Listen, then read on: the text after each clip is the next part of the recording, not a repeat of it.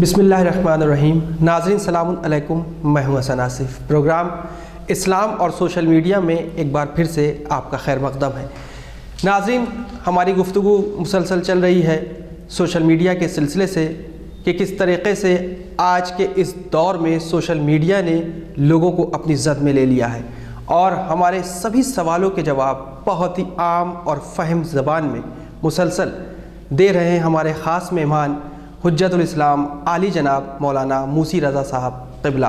तो आइए सबसे पहले इस्तक़बाल करते हैं अपने साथ मौजूद मौलाना साहब का। साहब अस्सलाम अलैकुम। वालेकुम अस्सलाम व रहमतुल्लाहि व बरकातुहू। मौलाना साहब, आप मुसलसल ख़ासकर हमारे नाज़रीन को हर बात एक नए तरीक़े से बता रहे हैं विन चैनल के ज़रिए, और मुसलसल आपकी ये गुफ्तगू जारी है सोशल मीडिया के सिलसिले से कि किस तरीक़े से लोग गुमराही की तरफ बढ़ रहे हैं, और यकीनन जिस तरीक़े से क्या जवान क्या बूढ़ा क्या बच्चा सभी लोग मुलव्विस हो चुके हैं ख़ासकर इस कारोबार में। तो हम सबसे पहला जो सवाल आपके पेश नज़र करेंगे वो ये है कि जिस तरीके से देखा जाए नबियों के दौर में भी लोगों को गलत ख़बरों के ज़रिए उनके दुश्मन मुसलसल गुमराह करते रहें। हम चाहेंगे कुछ वाक़ियात ख़ासकर क़ुरआन की रोशनी में ज़रूर बताएं। बिस्मिल्लाहिर्रहमानिर्रहीम व सल्लल्लाहु अला मुहम्मदिन व आलिहि अत्तय्यिबीन अत्ताहिरीन। यकीनन झूठी ख़बरों के ज़रिए से या गलत ख़बरों के ज़रिए से ये कोई नई चीज़ नहीं है कि आज के ज़माने में मखसूस हो। तक़रीबन ये हर ज़माने में गलत प्रोपेगंडा या गलत ख़बरें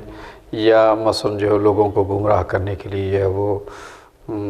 झूठी ख़बरों के ज़रिए से या गलत हरकतों के ज़रिए से जो है वो मोमिनीन को गुमराह करने की कोशिश की गई हर ज़माने में रहता ना चाहे। आप चूँकि तफसील तो ज़्यादा नहीं कि ज़्यादा वाक़यात बयान करूँ, लेकिन एक वाक़या जनाब मूसा के ज़माने का। जनाब मूसा को मुनाजात के लिए जो अल्लाह ने बुलाया, 30 दिन के लिए आप जो हो मुनाजात के लिए गए कोह तूर पर, और 10 दिन जो है वो और इजाफ़ा हो गया। चुनांचे कुरान मजीद में जो है वो इसका तज़किरा है, शायद सूरह बकरा में है या सूरह जो है वो आराफ में तज़किरा है। मैं दक़ीक़न इस वक्त जो है वो सूरह नहीं बता सकता हूँ। तो 30 दिन का वादा करके गए थे अपनी कौम से कि 30 दिन के लिए मैं कोह तूर पर जा रहा हूँ अल्लाह से मुनाजात करने के लिए। जी, जनाब मूसा अलैहिस्सलाम। और 10 दिन और इजाफ़ी हो गए वहाँ। अल्लाह का हुक्म हुआ कि 10 दिन और मकसद ही यही था कि कौम का इम्तिहान लिया जाए। चुनांचे यहाँ जनाब मूसा की ग़ैबत से आपकी कौम में एक सामरी नाम का इंसान था। सामरी, इसने क्या किया कि जब जनाब मूसा जो है वो 10 दिन और लेट हो गए तो अब यहाँ कौम परेशान हो रही है, बनी इसराइल। तो उसने कहा कि मैं तुम्हारे लिए जनाब मूसा जिस खुदा से मिलने गए हैं मैं तुम्हारे लिए यही वो खुदा बनाए दे रहा हूँ। और क्या किया इसने, तमाम कौम के जो ज़ेवरात थे उन ज़ेवरात को जमा किया, और जमा करने के बाद उसको पिघलाया, और पिघलाने के बाद जो है एक बछड़े की शक्ल दे दी। और उसके बाद क्या किया, कुरान मजीद है, कुरान मजीद में आया है कि यूँ तो आया है कि असर रसूल। अब यहाँ उलमा की अब अलग अलग तफसीर हैं। असर रसूल, रसूल से मुराद जबरील अमीन का कोई असर या कोई मसलन बाद कहते हैं कि उनके कदमों की नीचे की मिट्टी जो है वो उसने, और बाद ये कहते हैं असर रसूल यानी ख़ुद मूसा के बताए हुए बाज़ आमाल या बाज़ चीज़ें जिससे उसने ये उसके अंदर क्या किया, उसके अंदर जो बछड़े के अंदर आवाज़ पैदा कर दी। और उसके बाद बनी इसराइल से उसने कहा कि यही मूसा का खुदा है जिसके लिए मूसा आ गए हैं कोह तूर पर। और बनी इसराइल, ज़ाहिर सी बात है, मैंने कहा नहीं कि बनी इसराइल जिन्होंने पूरी ज़िंदगी फ़िरऔन की ग़ुलामी में गुजारी थी, और जो इल्म और अक्ल इन तमाम चीज़ों से जो है वो महरूम कर दिया था फ़िरऔन ने। देखिए एक बात में दरमियान में आ गई है, जब भी किसी कौम को ज़लील करना होता है और उनको रुसवा करना होता है तो उस कौम से उसका शऊर और इल्म अगर उससे ले लिया जाए تو وہ قوم جسے کہ یہ جو ہے وہ ذلیل و رسوا ہو جاتی ہے، پھر آپ جو چاہیں اس کے ساتھ انجام دیں۔ یہی کام فرعون نے کیا تھا کہ بنی اسرائیل کو برسوں غلام بنا کر کیا کیا تھا، ان کا شعور ان سے لے لیا تھا، ان کے اندر جو قوت احساس یا کہ سمجھ جو تھی وہ لے لیا تھا، سمجھے؟ اور نتیجہ کیا ہوا کہ یہ بیچارے جو ہے وہ جبکہ جناب موسیٰ مسلسل یہ کوشش کر رہے تھے ان کو اللہ کی توحید سمجھانے کی، اور مسلسل جو ہے وہ ان تمام خرافات سے روکنے کی کوشش کرتے رہے ہیں اور کی، لیکن اس کے باوجود بھی سامری نے کیا کیا کہ اپنی غلط حرکت سے ان کو بت پرست بنا دیا۔ چنانچہ جناب موسیٰ جب آئے ہیں توریت لے کر، اسی انہی 40 دنوں میں اللہ نے ان کو توریت عطا کی تھی، اسی لیے 10 دن اور روک لیا تھا۔ تو جب انہوں نے دیکھا کہ قوم یہاں بت پرست بن گئی ہے تو مارے جسے کہ یہ غصے کے انہوں نے وہ توریت کی جو تختیاں تھیں ان کو ایک طرف جسے کہ یہ پھینکا، اور جناب اپنے بھائی جو ہے وہ ہارون کو چھوڑ کے گئے تھے، اپنا جانشین بنا کے گئے تھے، ان کے جو ہے وہ جسے کہ یہ کہتے ہیں نا کہ ان کا گریبان پکڑا کہ تمہارے ہوتے ہوئے جو ہے وہ یہ بت پرست قوم ہو گئی۔ تو جناب ہارون بیچارے کہنے لگے میں کیا کروں، قوم نے مجھے کمزور کر دیا، مجھے الگ تھلگ کر دیا، میری بات ہی نہیں مانی اور سامری کی بات مان لی۔ تو آپ دیکھیں کہ کس طرح سے سامری نے پوری قوم بنی اسرائیل کو جو ہے وہ، کچھ افراد تھے جنہوں نے بات نہیں مانی تھی، اکثریت بے شعوری کی وجہ سے وہ اس مثلا جو ہے وہ اس نے بچڑے کو جو ہے وہ خدا مان لیا تھا۔ تو اسی لیے یا خود پیغمبر اسلام کے زمانے میں ایک واقعہ ہے کہ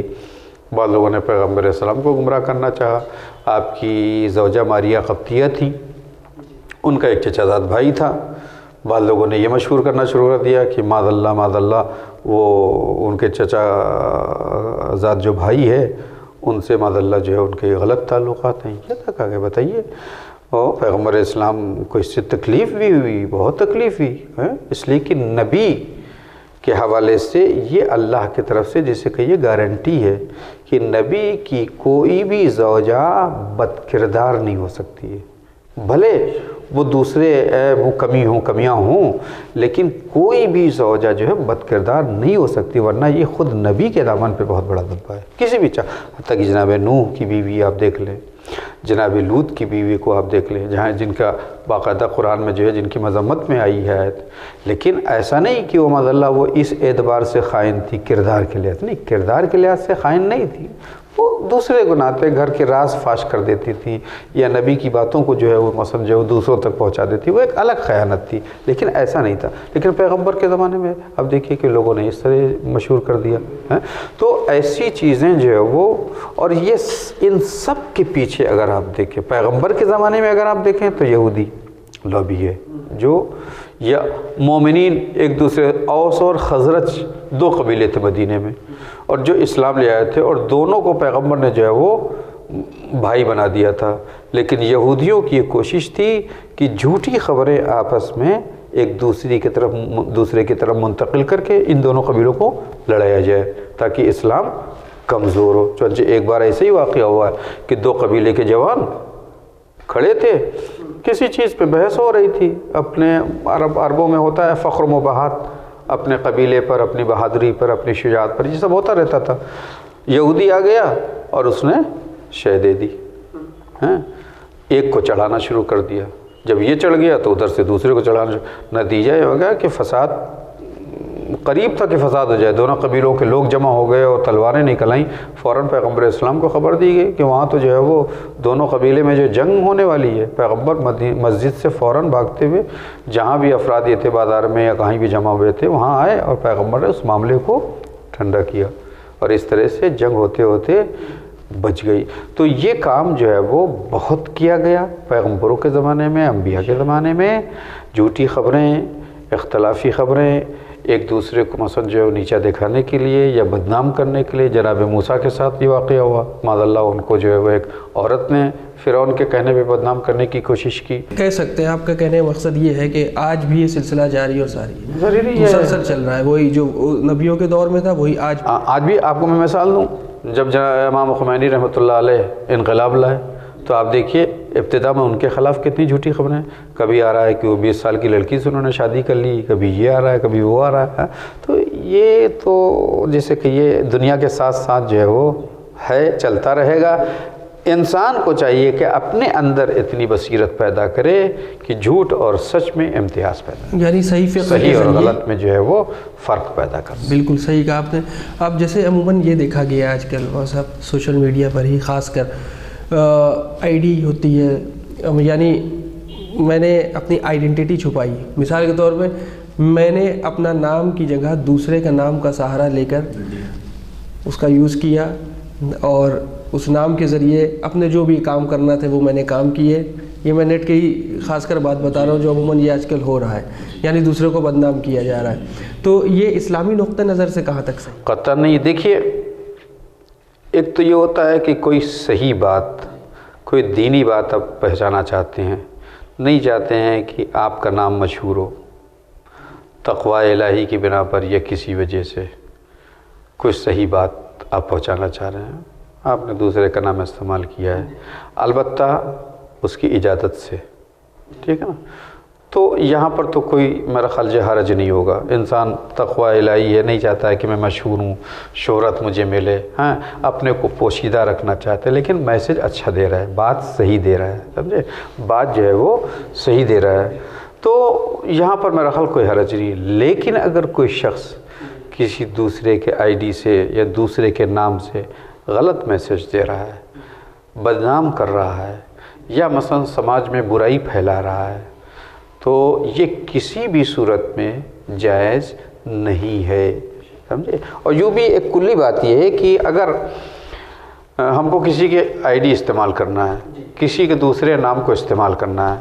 تو آپ کو جو ہے پہلے اس سے اجازت لینا پڑے گی. بغیر اجازت کے جو ہے وہ جائز نہیں ہے. پرائیویسی جو ہے وہ اس کی جو ہے وہ معرض خطر میں ہے. اور کوئی بھی نہیں چاہے گا اس کی پرائیویسی اوپن. قطع نہیں اسے جائز. آپ نے بالکل صحیح بات کی.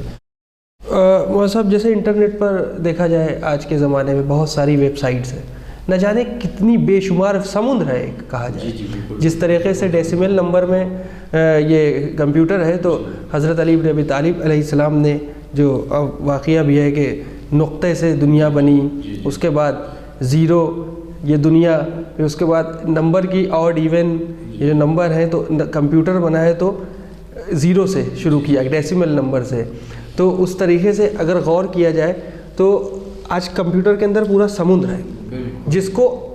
ہم یا کوئی بھی انسان، بڑے سے بڑے سائنٹسٹ ہیں تو وہ آج بھی اس سمندر کی گہرائی کو نہیں آنک سکیں کہ کتنی گہرائی ہے. تو اب اسی طریقے سے آج جیسے کمپیوٹر سمندر ہے، تو ویسے ہی ویب سائٹس بھی بے شمار ہیں،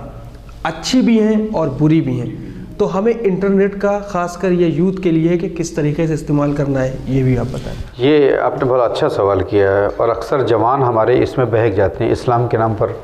بہت سے مثلا سائٹیں ایسے ہیں کہ جس میں جو ہے وہ صحیح اوپر نام اسلام کا دیا ہو، لیکن اس میں جو مواد ہے، جو میٹر ہے، وہ سب اسلام کے خلاف ہے، سمجھے.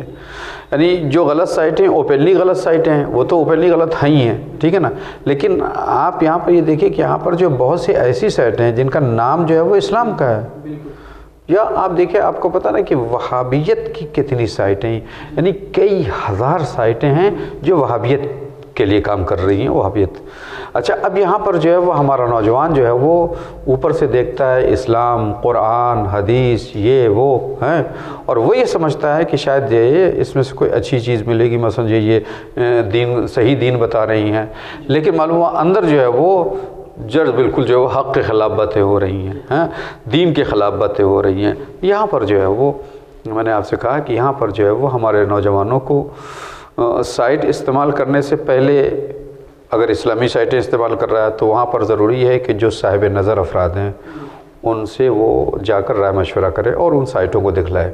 کہ آیا یہ سائٹیں صحیح ہیں، واقعاً حقیقی اسلام کو رائج کر رہی، یا مجازی اسلام ہے، امریکی اسلام ہے، یا مثلا جو ہے وہ وہابیت کو یا اس قسم کی چیزوں کو جو ہے وہ رائج کرنا چاہ رہے ہیں، سمجھے. تو یہاں پر جو صاحب نظر ہیں، جو اس میں وارد ہیں، جو لوگ جو ہے پہچانتے ہیں کہ کیا صحیح ہے کیا غلط ہے. اگر خود کے اندر اتنی صلاحیت نہیں، میں نے کہا کہ اگر پہلے خود اپنے اندر اتنی صلاحیت پیدا کر لے تو کوئی مسئلہ نہیں، وہ خود ہی پہچان لے گا کہ کون سائٹ صحیح ہے کون غلط ہے. لیکن اگر صلاحیت اتنی نہیں ہے تو جو صاحبان نظر فکر و نظر ہیں اور جو صاحبان علم ہیں اور جو سائٹوں کے بارے میں جو ہے وہ اچھی جو ہے وہ واقفیت رکھتے ہیں، جانکاری رکھتے ہیں کہ کیا صحیح ہے کیا، خود تشیع کے نام پہ میں آپ کو بتاؤں، خود شیعت کے نام پر بہت سی غلط سائٹیں ہیں، بہت سی غلط سائٹیں، اہل بیت کے نام پر بہت سی غلط سائٹیں ہیں جس میں غلط مواد جو ہے وہ ڈالے گئے ہیں، یا جوانوں کو بہکایا جا رہا ہے، جوانوں کی فکروں کو بہکایا جا رہا ہے، جوانوں کے عقائد کو جو ہے مثلا جو ہے وہ متزلزل کیا جا رہا ہے۔ تو یہاں پر ضروری ہے کہ آپ جو آپ کے ایریے میں، آپ کے علاقے میں یا آپ کے گھر میں جو افراد پڑھے لکھے ہیں، صاحب نظر ہیں، دین سمجھتے ہیں، دین کی باتوں کو سمجھتے ہیں، حق و باطل میں امتیاز کر سکتے ہیں، ان کی طرف رجوع کریں، ان سے معلوم کریں کہ کون سی سائٹ ہم استعمال کریں، کون سی سائٹ استعمال نہ کریں۔ اس کے علاوہ جو غلط سائٹیں ہیں وہ تو غلط ہی ہیں، بہت سی فحاشی کی سائٹیں ہیں، بہت سی مثلا جو ہے وہ اور بہت سے جرائم ہیں ان کی سائٹیں ہیں، تو یہ تو عام طور سے معلوم ہو ہی جائے گا کہ یہ غلط ہے، ٹھیک ہے نا۔ تو وہاں تو اتنا مشکل نہیں ہے، غلط کو معلوم کرنے میں مشکل نہیں، لیکن جو صحیح نام پہ غلط کام ہو رہے ہیں وہاں پر مشکل یہ پیدا ہو رہی ہے، جوان ہمارے فیصلہ نہیں کر پا رہے ہیں۔ تو یہاں پر ضروری ہے یا اپنے اندر اتنی صلاحیت پیدا کرے، یا جو صاحبان نظر فکر ہیں، صاحبان مثلا جو ہے وہ علم ہیں، ان سے رجوع کریں اور ان سے مثلا جو ہے وہ معلوم کریں کہ بھئی کون سی سائٹ صحیح کون سی غلط ہے، ہم کس کو استعمال کریں کس کو استعمال نہ کریں، یہ بہت ضروری ہے۔ اچھی آپ نے حقیقت میں بہت صحیح بات بتائی مولانا صاحب، جس طریقے سے میں خاص کر میں ناظرین سے یہ کہنا چاہتا ہوں کہ جس وقت انسان اپنے گھر میں انٹرنیٹ کا یوز کرتا ہے، وائی فائی ہو یا بھی اور کوئی بھی سسٹم ہو جو نیٹ کا سسٹم ہوتا ہے، اگر وہ جو انٹرنیٹ سروس پرووائڈر ہے اس سے بات کر لے، بات کرنے کے بعد اسے پتہ ہے میرے گھر میں جوان بچیاں جوان بچے ہیں، کسی بھی طرح کی ان کے اندر کوئی خرابی نہ آئے، تو وہ اس انٹرنیٹ سروس پرووائڈر کے ذریعے سائٹس کو جو بیڈ سائٹس ہیں ان کو بند کروا سکتا ہے اور جو کام کی سائٹس ہیں ان کو اوپن رکھ سکتا ہے۔ یہ اپنی بھی ایک عقل انسان کی گواہی دیتی ہے کہ حقیقت میں یہ کر سکتا ہے انسان۔ جیسے میں نے آپ کے ساتھ ایک ایپیسوڈ کیا تھا تربیت اولاد کے سلسلے سے، اس میں میں نے یہ آپ نے جب بات بتائی تھی انٹرنیٹ کی ہی بات تھی، اس میں جب میں نے بتایا تھا ہسٹری جو کلیئر کرنے والا سلسلہ تھا، تو جب ہسٹری کلیئر کرنے والا سلسلہ تک موجود ہے کمپیوٹر اور موبائل، سائٹیں بھی کلیئر ہو سکتی، سائٹس بھی کلیئر ہو سکتی ہیں، تو اس کے لیے ہم کو خود کڑے قدم اٹھانا ہوں گے، اور یہ خاص کر جو بھی معاشرے میں چاہے وہ والدین ہو یا پھر جو لوگ ہوں، تو سب بات بڑھتی رہے گی۔ سوشل میڈیا کے سلسلے جس طریقے سے دیکھا جائے وہ صاحب، آج نارمل جو سائٹس ہیں اگر آپ اس کے ذریعے، یہ شادی کے سلسلے سے میں بات کر رہا ہوں، jeevansathi.com مثال کے طور پہ، یا matrimonials.com، یہ سب ہیں، تو آپ ایک طریقے سے رجسٹریشن کروائیے۔ آپ جب اس میں رجسٹریشن کروائیں گے، آپ اس میں فارم فل اپ کریں گے، تب آپ صحیح سے شادی کے لیے آپ اپنا دے سکتے ہیں کہ ہاں میں اپنی پروفائل یہ دے رہا ہوں، مجھے لڑکا یا لڑکی کی تلاش ہے۔ لیکن اب یہیں آ جائیے سوشل میڈیا کا دوسرا رخ جہاں غلط استعمال ہو رہا ہے۔ مثال کے طور پہ ایک لڑکا یا لڑکی ایک دوسرے کو ریکویسٹ بھیجتے ہیں، ریکویسٹ بھیجنے کے بعد بات چیت شروع ہوتی ہے، سلسلہ آگے بڑھتا ہے، نہ باپ کو پتہ نہ ماں کو پتہ، ایک دوسرے سے شادی کے سمبند بھی طے ہو جاتے ہیں، تو یہ کس حد تک صحیح ہے؟ ایسے واقعات تو روزمرہ ہم ٹیلی ویژن پہ دیکھتے رہتے ہیں، معلوم جو ہے وہ انٹرنیٹ سے جان پہچان ہو گئی، تعلقات بھی کام ہو گئے، فزیکل تعلقات قائم ہو جاتے ہیں اور ماں باپ کو پتہ نہیں چلتا۔ ایسا خیال رکھنے والوں کے لیے جو خیال رکھے کیا ضروری ہے اسلامی نقطہ نظر سے، اس کو ہم کیا کہیں؟ نہیں دیکھیے، یہ اسلامی نقطہ نظر سے یا تمام مراجع کرام کی جو رائے اس میں، اصلاً کسی بھی لڑکی یا لڑکا جو آپس میں نامحرم ہیں، اصلاً جائز نہیں ہے اس قسم کا کسی طرح کا رابطہ کرنا، قطعاً جائز نہیں۔ اچھا، اب اگر فرض کیجئے یا وہ فوٹو وغیرہ نہیں، بات چیت سے بات ہو بھی گئی ہے، ہاں، تو یہاں پر جو ہے وہ سب سے پہلا جو ہے وہ قدم یہ ہونا چاہیے کہ پیرنٹس کو خبر کرنا چاہیے کہ بھائی مجھے فلاں لڑکا پسند ہے یا فلاں لڑکی پسند ہے، ہاں، پیرنٹس کو خبر کریں اور پیرنٹس کے ذریعے سے یہ باتیں آگے بڑھنا چاہیے، نہ کہ آپس میں ہم طے کر لیں اور ایک دوسرے کو جو ہے مثلا جو ہے وہ وعدہ کر لیں اور محسوس کر لیں، یہ غلط ہے، شرعاً اصلاً جائز نہیں ہے۔ اور میں نے اس سے پہلے والے ایپیسوڈ میں جب تربیت اولاد تھا اس میں بتایا تھا کہ لڑکیوں کو اپنی پوز، اپنی پکچر ڈالنا شرعاً جو ہے وہ جائز نہیں ہے، حرام قرار دیا علماء نے، حتیٰ کہ اگر پردے کے حجاب کے ساتھ ہے لیکن اس کے ذریعے سے بھی اگر جو ہے وہ مثلا جو ہے وہ فساد پھیل رہا ہے تو وہ حجاب والی تصویر بھی ڈالنا جائز نہیں ہے، سمجھ میں آ گیا۔ تو ان سب چیزوں میں دیکھیے ہمارے یہاں جو بزرگوں میں ایک رائج تھا کہ لڑکا اور لڑکی خود سے پہلے اقدامات نہیں کرتا تھا، بلکہ ماں باپ جو ہے وہ لڑکی تلاش کرتے تھے، لڑکا تلاش کرتا۔ دیکھیے وہ جو رشتے ماں باپ کرتے ہیں وہ رشتے دائمی ہوتے ہیں اور کامیاب ہوتے ہیں، ان میں ایک ثبات ہوتا ہے، سمجھے، پوری زندگی گزر جاتی ہے۔ لیکن آج جو یہ واٹس ایپ اور یہ جو انٹرنیٹ کے ذریعے سے یا فیس بک کے ذریعے سے رشتے طے ہو رہے ہیں، ان میں اکثر مجھے سننے کو ملتا ہے کہ معلومات جو 1 سال 2 سال بعد اور وہ رشتہ جو ہے وہ ختم ہو گیا، وہ اختلاف ہو گئے، وہ طلاق ہو گئی، یا غیر مسلموں میں آپ زیادہ تر جائیے کہ وہاں بھی یہی ہو رہا ہے، معلومات 2 سال 3 سال 4 سال رہا، اس کے بعد جو ہے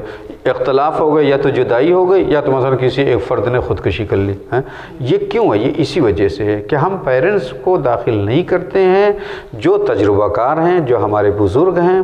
دیکھیے ماں باپ جو ہوتے ہیں بہرحال جو ہے وہ ہماری بنسبت وہ اچھا تجربہ رکھتے ہیں، زیادہ تجربہ رکھتے ہیں، لہذا ان سب کاموں میں